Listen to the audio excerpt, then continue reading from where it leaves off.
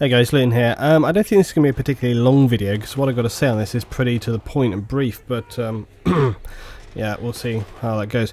But like, any of my videos brief? I don't think so. Okay, but okay, this is a question I get asked all the time: is would you go premium for Hardline? And I guess also I've had a lot of people say, would you pre-order, etc. Do you think it's worth it? There's this thing now where I think it was ever since Total Biscuit said never pre-order any game ever, and I'm just paraphrasing that. I'm not entirely sure whether that was the exact quote, but I do remember someone saying that he said something along those lines. Now, it's fair enough to say that because most of the time what you're getting for pre-ordering doesn't weigh up versus what you're actually paying out. You know, the risk that you're taking is risk versus reward, and very often the reward doesn't stand up against the risk you're taking of, do I know whether this game is going to be stable at release? It was amazing actually that this week I watched Pwn Star's video, and everyone knows that Pwn Star wasn't always at one time high on my list of people I enjoyed, but he actually, you know, I said to him as well, I said, damn, it was a good video, dude.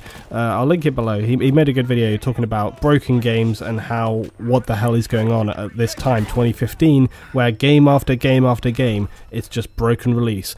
And it's weird, like, what, it's become this acceptable thing now. The game, it's just like, you know, you just don't know whether a game, you know, games that you would have previously thought, yeah, I feel confident with this, you've got no idea. You know, it's back to almost the point where, like, when I was a kid and I used to go into the video rental shop to, like, rent games, and I used to try and judge the game based off of the box, like, just look at the pictures and go, like, yeah, well, you know, I was like 7, 8 years old, and I'd look at the box and go, I don't know, this game looks kind of okay, and you get it back and it'd be a load of crap, or amazing, and then you wouldn't want to take it back.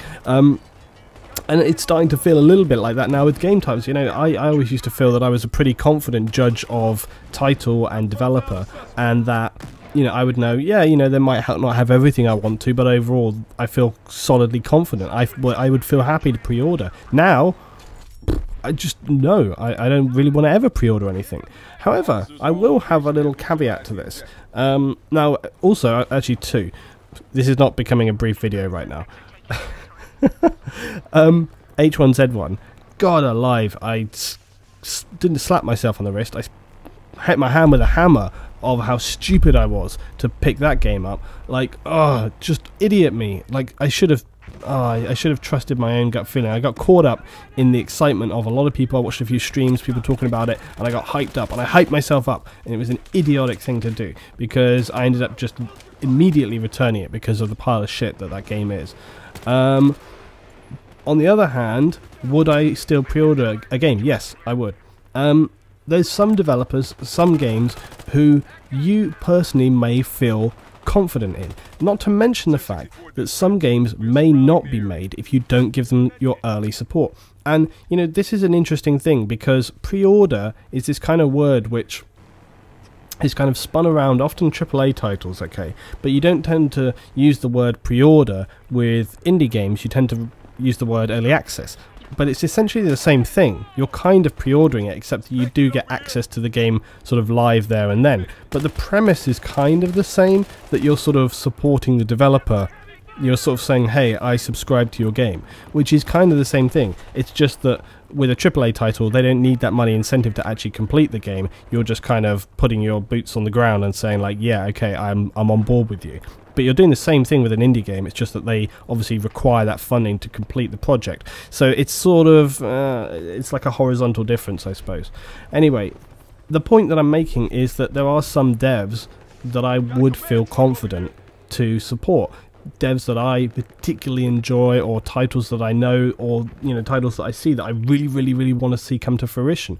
Something like Star Citizen is a good example. Okay, Star Citizen has loads of people investing money into it, and they don't have to, because when that game comes out, all of the stuff that you're getting right now in Star Citizen you will be able to get in the game itself. So you don't need to buy this stuff, but people are buying it because they want to support the project and they want to get access to this stuff earlier on, you know, just for their own personal enjoyment of it. So in many ways they are pre-ordering in a big way there. So I think basically what we're coming down to is that games now are so unreliable at release in terms of what they tell you and what it's actually going to be like. Not to mention the fact that, you know, there are YouTube producers are so prolific and so numerous and so many different kind of points of view coming in. I mean, you've got to remember, how many times have you heard a YouTube producer say, I'm an entertainer, that's what I do, or that, you know, I seek to entertain, or that's what it's all about. You know, there's very few YouTube producers who say like, yeah, I'm a hardcore critic.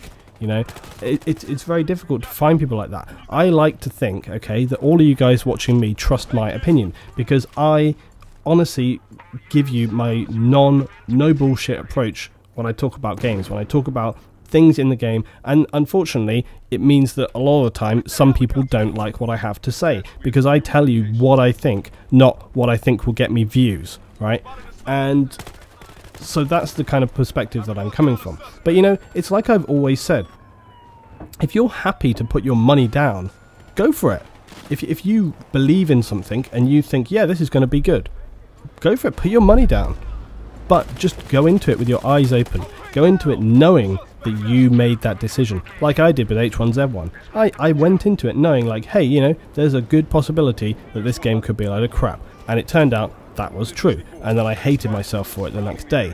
But it was my decision, nobody else's, and I slapped myself for it, right? So, and then you take that as a learning experience. It's a life experience, and it doesn't just apply to games, it can apply to anything. How many times have you bought a product or something, and then afterwards you've thought, ugh, what, so stupid, why did I do that? You know, it's just a life experience, and you learn from it, and then you don't do it again. Okay, and that's the thing. This is what gamers should do. They shouldn't allow themselves to be burned multiple times by developers. You know, if they produce something, it doesn't live up to what they have said or whatever, and you end up paying the price for that, don't support them next time. Let it come out. The other flip side of it, if you don't feel confident with it, don't pre-order. You know, if you're not sure, don't do it. Wait until the game comes out. Wait until a week or two until the game has come out. Look for reviews, look at it, make an informed decision. I have done this with games. You know, in the past, I have done it where there was a game and I liked the look of it and I thought, that looks pretty good, but I'm not totally sure how it's going to be. And then, hey, it ended up being a load of rubbish and I saved myself some money. Or other times it's been very good and I wasn't too sure and I was like, okay, yeah, it turns out to be great. And then that way you make a much more secure purchase. So, you know, when it comes to something like Hardline, I don't know. You have to make your own judgment. I personally feel like the base solid game itself is going to be worthwhile going for.